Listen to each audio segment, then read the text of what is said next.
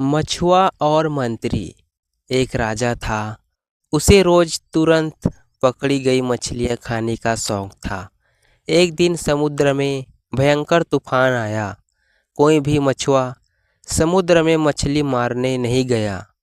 इसीलिए राजा को तुरंत पकड़ी हुई मछली नहीं मिल सकी। राजा ने घोषणा कर दी कि उस दिन जो भी तुरंत पकड़ी हुई मछली राजा के पास लाएगा उसे भरपूर इनाम दिया जाएगा।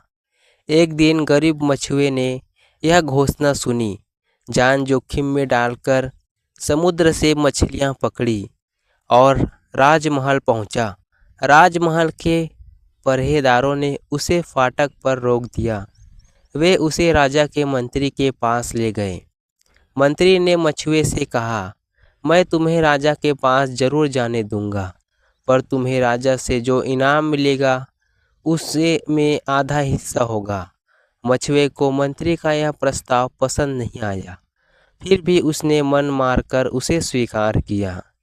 इसके बाद पहरेदार उसे लेकर राजा के पास गए। मछुए ने राजा को मछलियां दी। राजा मछुए पर बहुत प्रसन्न हुआ। बताओ क्या इनाम चाहिए? तुम जो मांगोगे वह मैं तुम्हें अवश्य दूंगा। मछुए ने कहा, महाराज मैं चाहता हूँ मेरी पीठ पर 50 कोड़े लगाए जाए। बस मुझे यही इनाम चाहिए।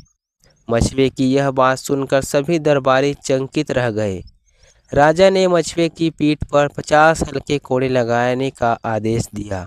जब नौकर मछुए की पीठ पर 25 कीड़े लगा चुके तो मछुए ने कहा, रुको, अब बाकी के 25 कोड़े मेरे साझेदार की पीठ पर लगाओ।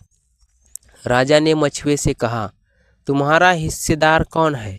मंत्री ने कहा, महाराज आपके मंत्री महादेव ही मेरे हिस्सेदार हैं। मछुए का जवाब सुनकर राजा गुस्से से तमतमा उठा। उसने मंत्री को अपने सामने हाजिर करने का आदेश दिया। मंत्री के सामने आते ही राजा ने नौकर को आदेश दिया, इन्हें गिन कर 25 कोड़े लगाओ। ध्यान रखो इनकी पीठ पर कोड़े जोर जोर से लगाने चाहिए। इसके बाद राजा ने बेईमानी मंत्री को जेल में डाल दिया। फिर राजा ने मछुए को मुंह मांगा इनाम दिया। शिक्षा, जैसी करनी वैसी भरनी।